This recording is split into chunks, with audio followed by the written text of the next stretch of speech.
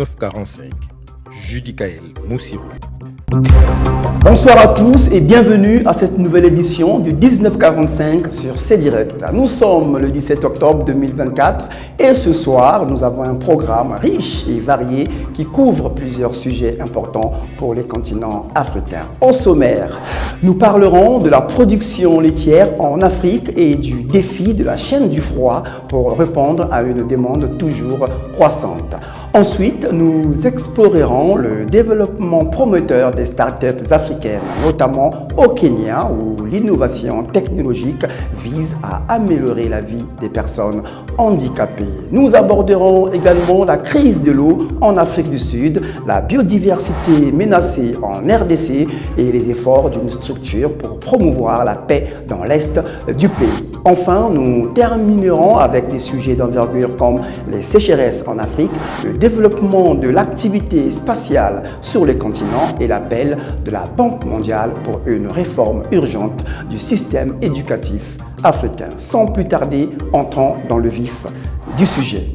Commençons par la production laitière en Afrique lors du sommet mondial du lait qui s'est tenu cette semaine à Paris. Une question centrale a émergé. Comment augmenter la production laitière sur le continent? En Afrique de l'Ouest, par exemple, des mini-laiteries se développent mais sont confrontées à des pertes importantes à cause de la rupture de la chaîne du froid. Avec seulement 3% des producteurs de lait capables de refroidir régulièrement leurs produits, des efforts considérables sont nécessaires pour moderniser les infrastructures et sécuriser cette filière stratégique.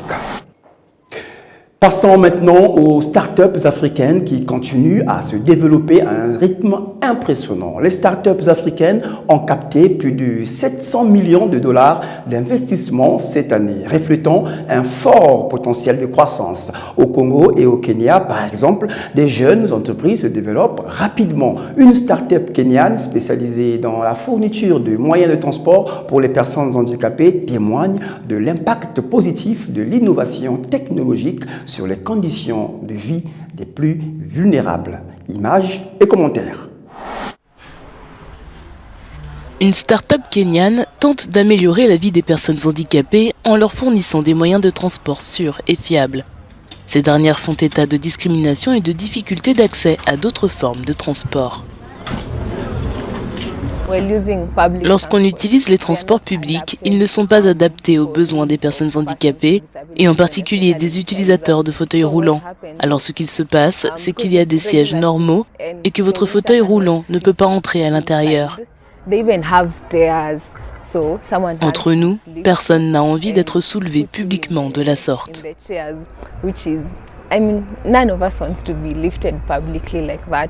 Le type de handicap le plus courant dans le pays est celui lié à la mobilité qui représente 42% des cas.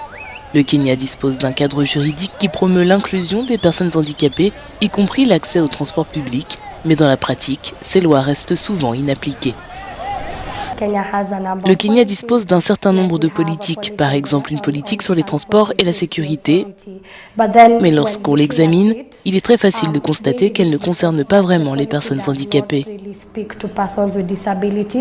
Malgré tous les défis visibles auxquels nous sommes confrontés, lorsque nous interagissons avec les espaces publics et les transports publics, tout dépend donc de l'intentionnalité d'intégrer les questions de handicap dans ces politiques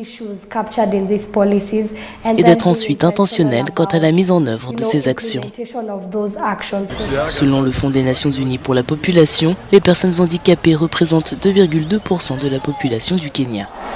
Voilà, alors que la technologie se développe, l'Afrique du Sud fait face à un autre défi de taille, la crise de l'eau.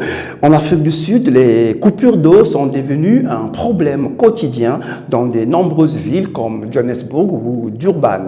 Des infrastructures délabrées et une mauvaise gestion des ressources aggravent la situation, au point que certaines régions doivent faire face à des épidémies comme celle du choléra l'an dernier à Amsterdam. Cette crise de l'eau montre à quel point la gestion des ressources hybrides est cruciale pour le développement social et économique.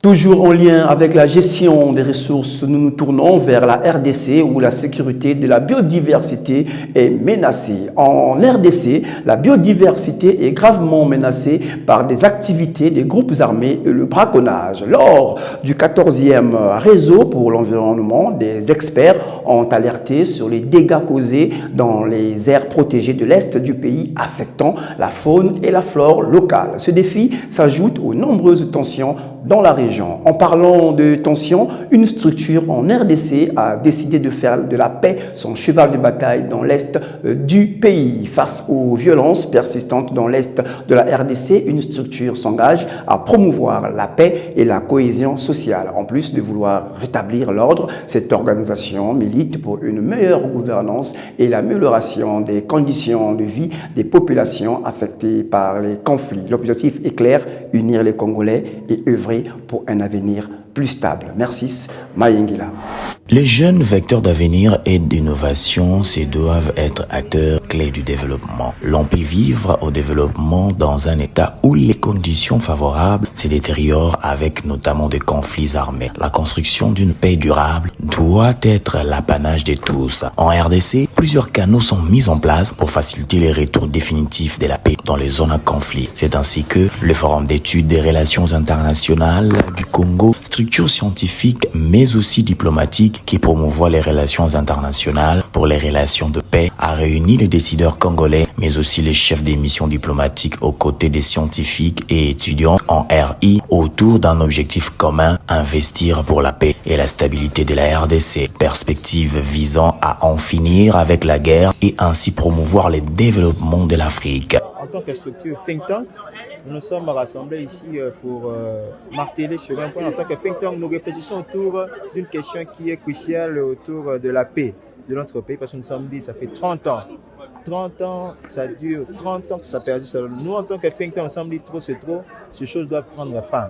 Alors, voilà pourquoi nous avons réuni à ce jour les membres du cabinet du chef de l'État, les missions diplomatiques ainsi que le corps scientifique pour en discuter, pour voir des éventuelles perspectives pour que cette situation prenne fin. Cette soirée diplomatique, qui est à sa 2e édition, était également l'occasion de faire la promotion des relations internationales, discipline qui permet aux étudiants en apprentissage de réfléchir pour des questions ayant trait à la stabilité du système tant national qu'international. Si la paix est essentielle, un autre défi s'impose, la lutte contre la sécheresse qui menace plusieurs pays en Afrique. La sécheresse continue de frapper durement plusieurs pays d'Afrique de l'Est, comme la Somalie, le Kenya et l'Éthiopie. Le programme alimentaire mondial avertit que plus de 20 millions de personnes pourraient être confrontées à la faim dans les prochains mois si la situation ne s'améliore pas. Dans le sud de l'Afrique, des pays comme le Zimbabwe et le Malawi sont également en état d'alerte avec des risques sérieux de famine. Images et commentaires.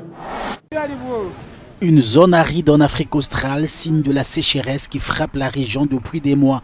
Cette absence de précipitations prolongées provoquée par le phénomène climatique El Niño plonge cette partie du continent dans une crise alimentaire aiguë, alors que des dizaines de millions de personnes dans la région vivent de l'agriculture à petite échelle, irriguée par la pluie.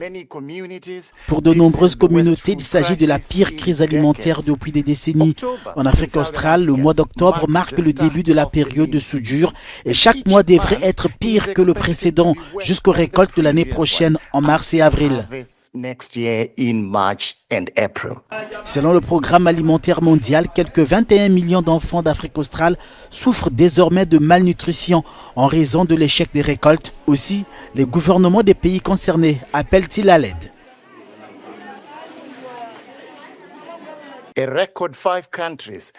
Un nombre record de pays, Lesotho, Malawi, Namibie, Zambie, Zimbabwe, ont tous déclaré que leur crise de la faim était une catastrophe et ont demandé une aide humanitaire internationale. L'Angola et le Mozambique sont également gravement touchés. Le PAM a besoin d'environ 369 millions de dollars pour soutenir les populations en détresse, mais il n'a reçu qu'un cinquième de cette somme. Les bailleurs manquent à l'appel.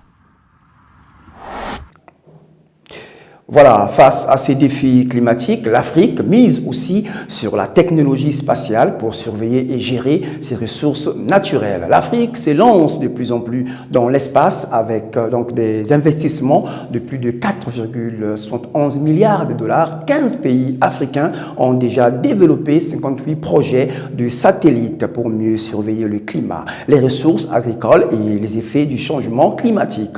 Ces technologies permettront à terme de mieux gérer les catastrophes naturelles et d'anticiper les sécheresses, les inondations ou les autres impacts climatiques. Pour finir, nous abordons la question de l'éducation, un levier essentiel pour le développement du continent. Pour assurer une croissance plus inclusive et éviter que les jeunes générations ne soient laissées pour compte, la Banque mondiale appelle à une réforme très profonde du système éducatif en Afrique.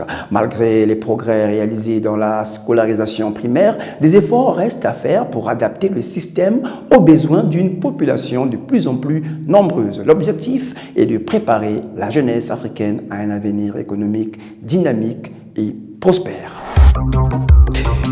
C'est ainsi que se termine cette édition de 1945 sur C-Direct. Merci de nous avoir suivis. Rendez-vous demain à la même heure pour d'autres actualités. Excellente soirée à tous et bonne suite de programme.